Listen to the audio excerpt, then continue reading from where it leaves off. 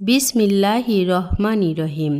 বিশ্ব আধ্যাত্মিক জ্ঞান সঞ্চার দরবার শরীফের প্রতিষ্ঠাতা আমার মুর্শিদ কেবলা গাউসুল আজম শামীম আলী চিশতির দরবার হইতে আমি কুলসুম চিশতি আপনাদের সকলকে জানাই আন্তরিক শুভেচ্ছা ও অভিনন্দন। আমার মুর্শিদ কেবলা গাউসুল আজম শামীম আলী চিশতির লেখা গ্রন্থ থেকে কিছু তত্ত্বকথা আলোচনা করিব। আশা করি আপনারা সবাই আমার আলোচনাটি মনোযোগ ও ধৈর্য সহকারে শুরু থেকে শেষ পর্যন্ত সম্পূর্ণ আলোচনাটি শুনিবেন। আমি আজকে আপনাদের মাঝে যে আলোচনাটি নিয়ে হাজির হলাম সে আলোচনাটি হলো ভক্ত কোন পর্যায়ে গেলে তাহার মাঝে মুর্শিদ নামের খোদা একেবারে বিলীন হয়, এই নিয়ে কিছু তত্ত্বকথা আলোচনা করিব। একজন মানুষ বায়াত গ্রহণ করিয়া শিষ্য হইল এবং গুরুর পাশেই থাকে।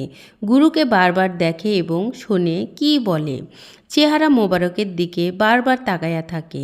কিছুদিন সঙ্গ দিয়ে কথা বলেন এবং শোনেন। একদিন ভক্তটি দূরে কোথাও গেলেন, তখনই দেখা যায় গুরুকে স্মরণ হইয়া গেল। আর মনে হচ্ছে ভক্তের কি যেন নাই, কিসের যেন অভাব, কোনো দামি বস্তু নাই। খুঁজে দেখে আমি তো আমার গুরুর পাশে নাই।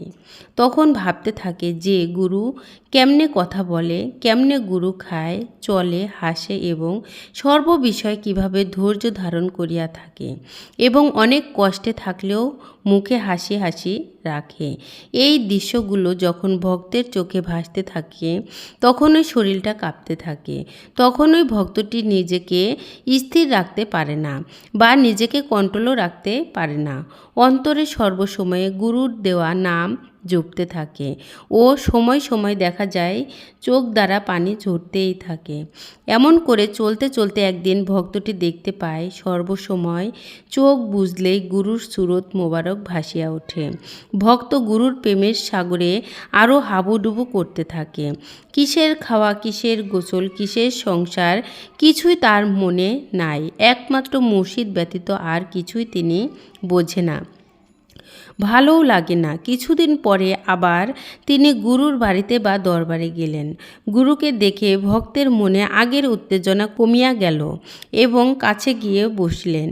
গুরু হাসিয়া হাসিয়া বলিলেন, কিরে বাবা, এত উত্তেজনা হইও না, আমি তো আছি, মরে গেলেও থাকবো, পাবে তুমি আমাকে, কোনো চিন্তা করিও না। এই কথা শুনে আরও প্রেমে ফানা ফানা হইতেছে। এই ফাঁকে আরও একটি কথা বলি, এই রকম শিষ্য ভক্তের দ্বারা কোনো মানুষের বা কোনো প্রাণীরও ক্ষতি হবে না এই পৃথিবীতে। গুরুর দেওয়া সাধন করেই ভক্ত এবং সমাজের মানুষ ভক্তটিকে বেফাস কথা বলে এবং ভণ্ড বলে, অত্যাচার করে। ভক্তটি এই সব হাসি মুখে সইতে থাকে। কিন্তু দেখা যায় নিজ মুর্শিদ আর সয় না। তখন দেখা যায় যারা ভক্তটিকে ভণ্ড বলেছিল আর অত্যাচার করেছিল তারা এক বড় ধরনের খেসারত দিল। আস্তে আস্তে বাস্তব গুরু ও ভক্তের প্রেমে পড়িয়া যায়। তখন ওই ভক্তের শরীর, মন, প্রাণ আর ভক্তের থাকে না, সবই গুরুর হইয়া যাইতে থাকে। তখন ওই গুরু ভক্তের আত্মার সাথে একেবারে বিলীন হইয়া যায়। তখন গুরু আর ভক্তের মধ্যে সমস্ত কিছুই এক হইয়া যায়। তখনই দেখা যায় সাধারণ মানুষ তাকে মানতে থাকে এবং তার দ্বারা মানুষ উপকৃত হইতে থাকে। আল্লাহ আমাদের এই রকম প্রেমিক হইবার তৌফিক দান করুন। আমি যে আলোচনাটি আপনাদের সামনে করেছি, এই আলোচনাটি আপনাদের কাছে কতটুকু ভালো লেগেছে? যদি ভালো লেগে থাকে তাহলে আমাদের এই চ্যানেলটি সাবস্ক্রাইব করে দিবেন। সামনে আরও ভালো ভালো আলোচনা পেয়ে যাবেন। সামনে আপনারা কী ধরনের আলোচনা চান আমাদেরকে কমেন্টে জানাবেন।